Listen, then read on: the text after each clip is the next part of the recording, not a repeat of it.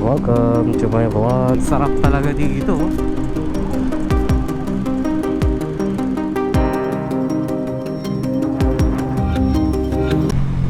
Hi guys! Welcome to another moto vlog. Kung bago kayo sa channel ko, welcome! So sa video na to, kung nakikita nyo naman dyan sa title natin, Top 5 must-have accessories sa ADV 160. So yan, pag-uusapan natin yan ngayon. Papakita ko na sa inyo yung mga accessories ko. Kasi napansin ko may mga nagtatanong na rin. May mga ilan-ilan nang nagtatanong sa accessories natin. Siyempre, ayaw naman natin ng paulit-ulit. At the same time, siyempre kinokomentan pa rin natin yan. Pero mas maganda na rin yung meron na tayong video na may papanood sa kanila, just in case na may mga magtatanong, may mga curious sa ating mga nakalagay sa ating motor. Guys, gusto ko lang din pala magpasalamat sa 100 plus subscribers natin. Grabe, nagsimula tayo, ang tagal na netong YouTube channel ko eh. Talagang sinipag lang ako mag motovlog. Simula nung almost end of January, nagsipag tayo hanggang ngayon, ngayong March, kakapasok lang ng March. Grabe, from 20 plus subscribers naging ano tayo, naging 130 na ngayon. Grabe, hindi ako paniwala na maaabot ba natin yung mga ganong numbers. Ayun guys, sobrang thankful lang ako na marami din nakakapag-enjoy ng ating mga rides, mga videos na sinishare lang naman natin online. And yan, mas okay na rin yung may mga nakaka-appreciate kahit pa paano. So yun, thank you sa inyo. Sana mas dumami pa tayo, mas marami pa tayong mga plans, future vlog, future content na may lalagay sa channel na to. Okay, yun pala yung bagong bridge.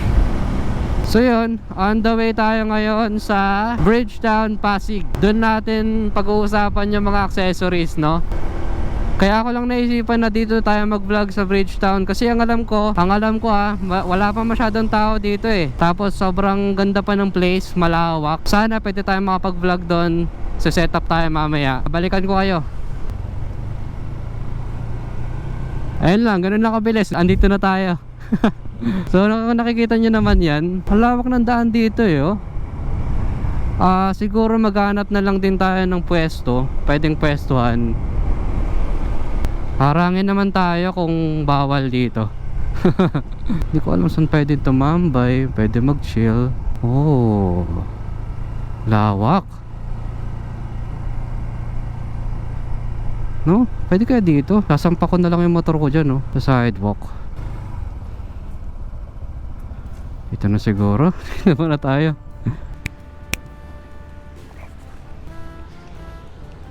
Hi guys, so welcome sa ating first ever, ano man tawag sa vlog na to, tambike. So welcome sa video na to. Pag-usapan natin ang top 5 must have accessories sa ADV 160. Pagpasensyahan nyo na kung nakikita nyo yung pang-ibaba ng statue, no? Yung puwet niya.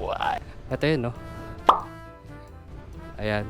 So bali ganito maging setup natin. Dalawa yung camera para kumbaga nakikita nyo ako, at the same time mapakita ko rin sa inyo yung point of view ko. Lalapitan natin yung mga accessories, no? So game, top 5 item natin. Walang iba, ang unang-una bago pagkalabas sa kasa ng ADV 160 natin, meron tayo agad front and rear fender. Yun yung top 5 natin ngayon. Yung tapalodo, harap at likod. Yan. Kung makikita nyo, etong nasa likod na tapalodo natin, pinalitan ko na yan. Yung sa stock kasi na tapalodo, mas maiksi, hindi siya aabot dyan. Nakikita nyo? So yan, medyo mas mahaba na yan. Kaya ako talaga inuna yan kasi tamad tayo maglinis. Saka alam nyo naman, pag dual sport tire, malakas kumain ng putik yan. Talagang diretso sa fairings natin yan. So, ayun, yun yung top 5 natin. Next muna natin, ito yung pinaka-controversial na item, accessory. Ito yung top 4 natin, yung skid plate or engine cover. Pakita ko sa inyo. Ayan. Kita nyo ba? Yan, skid plate, stainless yan. Nga pala guys, lalagay ko dyan sa description yung kung saan ko nabili itong mga item na to, accessories natin. Bakit nga ba siya controversial? Para sa akin kasi, maraming may ayaw magkabit nito, meron naman gusto magkabit tulad ko. So, no? Yung ground clearance niya, kapag nagpalagay ka daw kasi niyan, para mong binawasan yung ground clearance ng motor mo. Pero kung titignan mo maigi, yun from the screw nung kung saan tayo nagpo-change oil, yung bolt niya, Makita nyo, sobrang konti lang naman ang difference. Di ba? Dito tayo sa kabila. Tignan nyo. Kita ba dito? Kita nyo ba? Basta yan. Sobrang ano lang naman.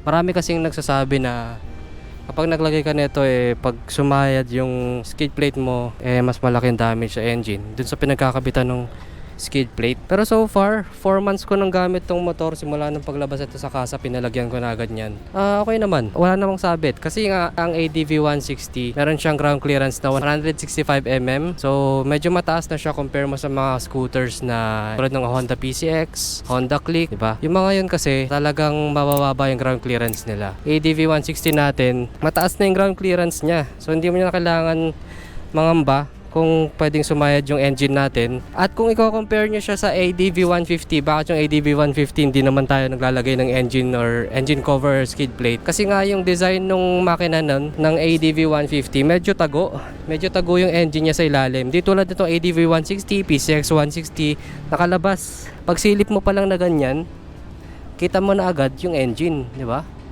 Sobrang baba niya Yan yung side stand, center stand. Kita nyo, di ba? Sobrang baba kung titignan nyo. So yun lang naman, yun lang yung top 4 natin. Next, pagkasamahin ko na to, top 3 saka top 2 accessories ng ADV 160 natin. Pinagsama ko to kasi may wirings na gagawin dito. Babaklasin yung fairings ng motor nyo, ikakabit to. Top 3 item natin, yung Bosch Europa horn, loud horn. Kumbaga yan yung katabi siya nung stock horn. Dalawa yan, dalawang peraso. Isa dyan, isa dito sa ilalim na itong fairing na to.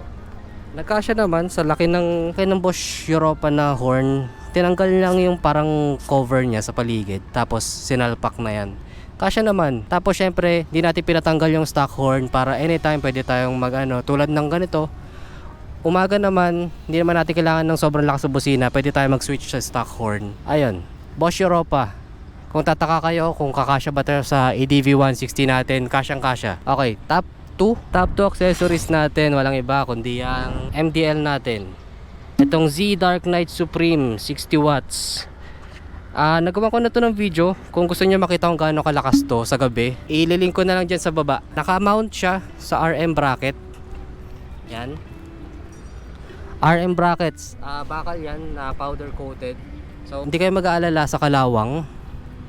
Tapos tinan nyo naman na ulanan na yan, naputikan na yan, napaliguan ko na yung motor na yan. Walang kahalong-halong walang kabahid-bahid ng kalawang, no? Tas very sturdy siya. Tulad nga sabi ko, ililink ko yung nagawa nating video about dito. Hindi rin siya maalog, kaya sobrang goods nito. Panalo, 60 watts, napakalakas. So yun yung top 3, top 2 item natin. Ang top 1, syempre ang pinaka-obvious, yung top 1 accessory natin. Walang ibang ko ditong SEC top box. Wait lang, ayusin ko nga lang. Ito yung SEC Adamantium 45 liters hard plastic na top box. Yan diba? Hard plastic ang pinalagay ko kasi medyo mabigat kasi yung alloy. Nanggaling na ako sa alloy and sobrang sobrang bigat. Nga pala, eto, gamit kong bracket, top box bracket, K3 bracket. Ayan. Makikita nyo yan solid na bakal din yan na naka-powder coated din. So when it comes to rust, yan, yung mga kalawang di tayo mangangamba. Kita nyo naman yung mounting ko. Interested din kayong gayahin, ganyan. So far wala namang alog to. Walang naging alog naman sa akin to. Talagang ayan, buong buo pa yung plastic din ng mounting ng bracket. Sobrang panalo. Personal preference pa rin naman kung mag-alloy kayo or mag-hard plastic. Pero kasi na-try ko na both, so depende pa rin sa inyo. Pero para sa akin, medyo nabibigatan ako pag naka-alloy top box pa ako. So hard plastic na lang. So yun lang naman yung top 5 natin. And comment nyo na lang din sa baba kung may mga na-miss out ako, may mga katanungan kayo about sa paggamit ko nito mga accessories na to. And siguro magkakaroon na lang din tayo ng special mention ng mga accessories na meron pa ako. Tulad nito, may mga abubot pa tayo nakakabit sa motor natin So unahin muna natin siguro, mabilis lang to. Ito yung handlebar hook. Yan, pang pamalengke, kung sabit-sabit lang, kung puno yung upuan nyo, top box nyo, syempre kailangan nyo rin yan para sa mga pamalengke natin. Sunod, Itong brake lock. Brake lock yan. Ayan o. Kung mapapansin nyo, ayan, nakalock na. Tapos, tanggalin nyo lang ulit by pressing. Ayan. Wala kasing stock na na brake lock ang ADV kasi naka-hydraulic system yan na brakes, hydraulic brakes. So, hindi siya pa pwedeng nakalock lagi kasi may ipit yung hydraulics, yung liquid sa loob. So, mahirap na rin. Kaya, gagamitin nyo lang yan pag sa incline, sa mga parking lots, ganyan na may rampa. Tapos, kailangan nyo yung dalawang kamay nyo. At least kayo, malalak nyo yung brakes nyo. Sunod na item siguro, special mention na lang din. Itong ating caliper cover. Ayan, di ba? Bago tamaan yung ating brake caliper, meron tayong taga-protekta. Meron tayong cover. Parang accessory na yun talaga to, pampapogi na lang din eh. Pero ayan, hindi naman tayo madalas sa off-road. Pero at the same time, meron tayong peace of mind na meron tayong ganyan. Tulad nitong ating engine cover nga pala. Meron tayong peace of mind na tumakbo. Tamang takbo lang, tamang high speed lang, pero hindi tayo mangangamba na may biglang tumalsik dyan na kung ano at makasira sa parts ng motor natin. At least yan, may mga cover tayo, may mga tagasalo tayo ng mga talsik, di ba? Next item siguro, itong ating muffler slider, exhaust slider. Makita nyo yan, no? Golden. Makita nyo ganyan, kung dyan yung tititigan, may sasalo sa ating motor kapag sakaling tumumba pakanan. Pag tumumba pakanan yung natin, ang sasalo muna yung muffler slider bago yung muffler. Pero again, accessory lang yan. Pwedeng nasa sa inyo kung papalagyan nyo, hindi. Pero para sa akin, okay na rin yan. Tapos nakakapag-banking pa rin naman ako sa Marilaki na hindi sumasaya dyan. Basta alalay lang talaga. Kung papakabit kayo nito, lagi nyong iisipin yan. Pero kung ayaw nyo magpalagay nyan, pwede rin naman. Para na rin siguro sa safety, para pwede tayo mapag-banking anytime na gusto natin. So, ano pa ba? Itong side mirror natin, marami nang tatanong na pala na ito. Street King version 2. Nabili ko sa Shark, Surfy Shark ba yun? Surfy, basta ilalagay ko na lang dyan sa description kung saan ko nabili to. Yan o. Napaka-pogi niyan tingnan eh. Tapos mas mahaba pa nga yung handlebar natin. Siguro last but not the least, ito pinaka-requirement to. Kinuha ko lang to sa click ko eh. Dati ko na itong gamit sa alloy top box ko. Nilagay ko lang din dito para sa back ride natin. Kasi ito talaga, itong stock kasi na foam ng top box natin, medyo matigas, natitigasan pa rin si OBR. So kailangan natin maglagay niyan. Kasi as a PT, isang physical therapist ang ating OBR. So alam niya talaga kung ano yung makakabuti para sa spine natin eh, no? So, syempre siya yung sumasakay dito. Ayaw niyang tumiklop yung spine niya. So, yan. Sobrang comfy naman yan. Natry ko na rin naman umangkas dito. Mukhang para kang nakaupo sa sofa. Napakalambot. Grabe. Talagang solid combination tong stock na foam. Saka itong sandalan na to, unan. So ayun lang, siguro dun ko na tapusin yung vlog. Kung may mga katanungan kayo, i-comment nyo lang dyan sa baba. Sasagutin natin yan. Active naman tayo lagi sa mga comments eh. Kung gusto nyo pa na mga ganitong klaseng content, comment nyo lang din. Suggest lang kayo ng mga content natin. So far, yun lang naman. Again, maraming salamat sa 100 plus subscribers natin. Hindi ko talaga in-expect yan na dumami tayo ng ganyan dami. Kasi kung iisipin mo, 100 tao, ang dami na yan pag sasama-samahin mo, diba? Kung nagustuhan nyo itong video na to, kindly leave a like, comment, share nyo na rin sa mga friends nyo, and subscribe kung gusto nyo pa yung mga ganitong content. Saka marami pa tayong mga share sa inyo sa paggamit natin dito sa ADV 160 natin na si Mark 7. So again, this is Carl MK. Maraming salamat ulit sa panonood. Ride safe!